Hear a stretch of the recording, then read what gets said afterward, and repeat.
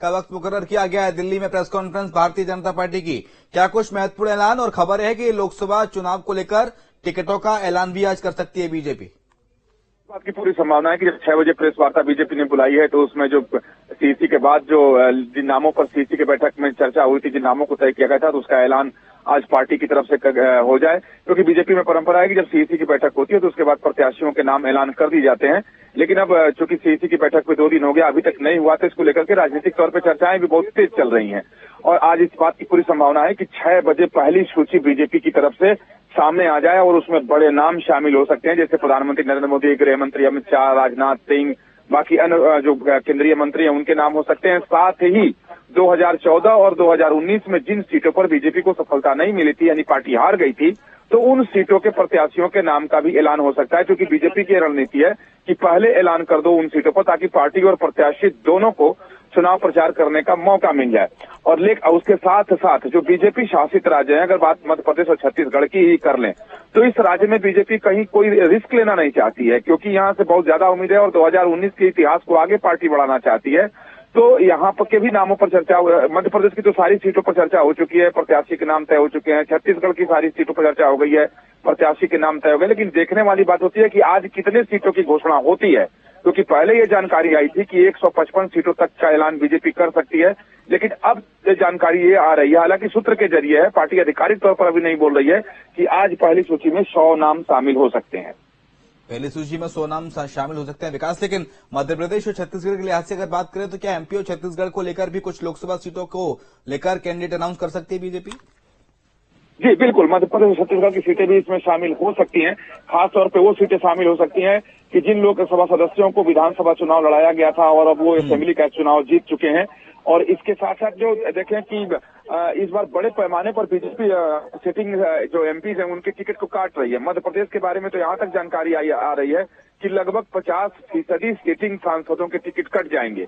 उसमें वो लोग भी हैं जो लोग विधानसभा चुनाव जीत चुके हैं, तो उसमें नए प्रत्याशी होंगे। उसके साथ ही अन्य भी सीटें हैं जहां पर नए उम्मीदवार उतारे जाएंगे। तो कुल मिलाकर देखें तो लगभग उसकी संख्या 50% तक आ रही है कि जो नए चेहरे मध्य प्रदेश में उतारे जाएंगे। तो ऐसी स्थिति में निश्चित तौर पर चूंकि बीजेपी को वहां से बहुत ज्यादा उम्मीद है, कोई रिस्क लेना नहीं चाहेगी उस राज्य में, तो वहां के उम्मीदवारों का नाम भी इसमें शामिल उतार दे और घोषित करे। नहीं, बीजेपी तो इसमें माहिर है कि शॉकिंग एलिमेंट हमेशा वो रखती है। इस बार तो ये भी मान के चला जाए कि इस बार लोकसभा चुनाव में कुछ ऐसे चेहरे जो अप्रत्याशित हों, उनका अनाउंसमेंट भी भारतीय जनता पार्टी करे विकास। जी बिल्कुल है, इसमें कोई संदेह नहीं है। जब भी बीजेपी का फैसला आता है, खासतौर पर जब से मोदी युग की शुरुआत बीजेपी में हुई है, तो जब भी इस तरह के फैसले आते हैं तो प्रधानमंत्री नरेंद्र मोदी चौंकाते हैं। और इस बार तो पहले ही संकेत दिए जा चुके हैं कि इस बार जो है तमाम सारे विधायकों के टिकट कटेंगे, माफ करिएगा सांसदों के टिकट कटेंगे, उनकी जगह पर नए चेहरे लाए जाएंगे।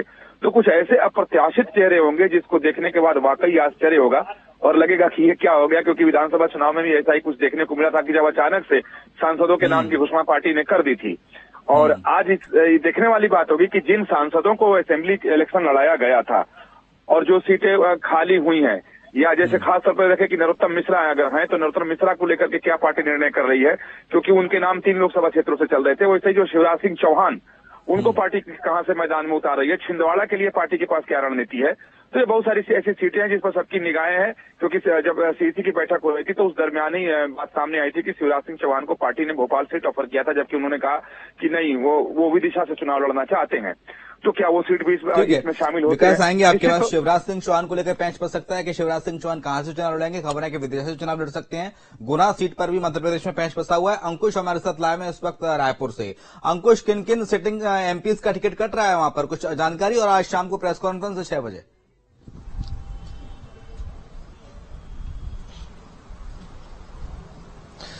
जिस तरीके से भारतीय जनता पार्टी के जो निर्णय हैं वो चौंकाने वाले होते हैं, उसी तरीके का निर्णय इस बार की सूची में भी देखने को मिल सकता है। चूंकि छत्तीसगढ़ में महज 11 लोकसभा सीटें हैं और उन 11 लोकसभा सीटों पर 9 सीटें ऑलरेडी बीजेपी के पास हैं। 2 सीटें अगर हम बात करें कोरबा और बस्तर लोकसभा सीट की, तो ये कांग्रेस के पाले में है। ऐसे में इन 2 सीटों पर नाम की घोषणा जो है, प्रत्याशियों की घोषणा आज इस पहली सूची में हो सकती है। पूरी तरीके से कयास लगाए जा रहे हैं। जिस तरीके से 28 तारीख को छत्तीसगढ़ कांग्रेस चुनाव समिति की बैठक हुई थी, उसके बाद 4 से 5 नाम जो हैं वो चर्चाओं में आए थे।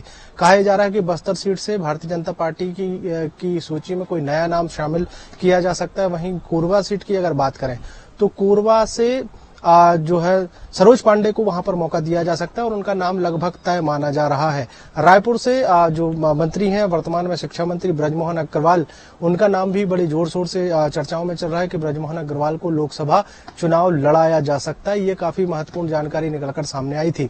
राजनांदगांव सीट की अगर हम बात करें तो संतोष पांडे ऑलरेडी और बीजेपी की तरफ से सांसद हैं और उनकी टिकट जो है एक बार फिर से रिपीट की जा सकती है। बाकी लोकसभा सीटों की अगर बात करें तो यहाँ पर टिकट रिपीट होगी या नहीं होगी, इस पर सबसे बड़ा सवाल खड़ा होता है।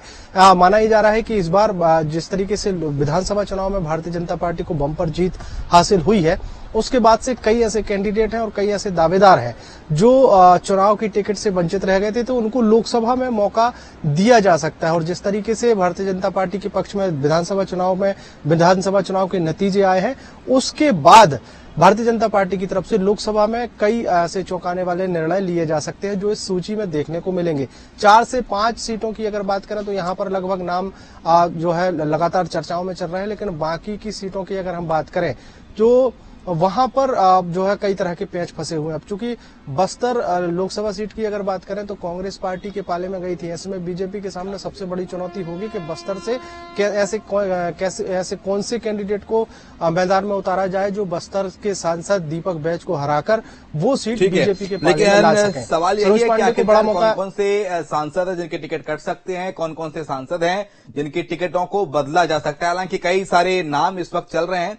आज शाम 6 बजे उम्मीद है कि मध्य प्रदेश छत्तीसगढ़ को लेकर भी भारतीय जनता पार्टी सूची जारी करेगी। बहुत शुक्रिया आपका अंकुश, तमाम सारी जानकारी के लिए। हमारे साथ गौरव थे भोपाल से।